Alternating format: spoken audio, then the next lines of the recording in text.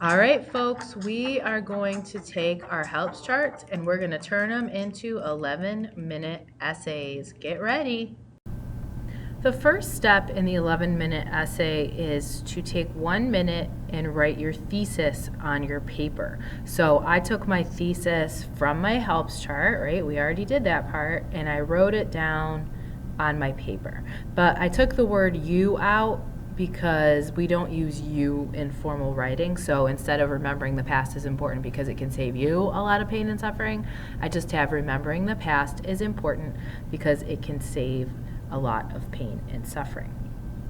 So I am going to set a timer, and I would like you actually right now to go ahead and take 1 minute and write your thesis statement down on your paper. On your mark, get set, go.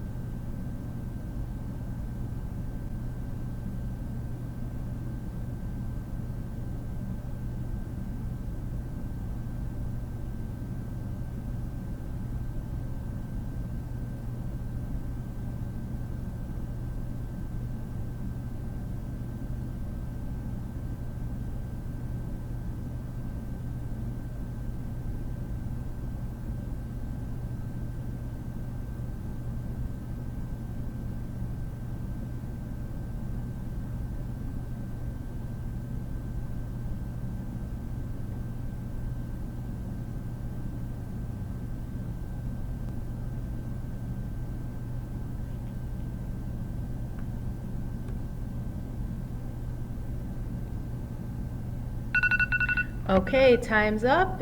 Move on to the next section.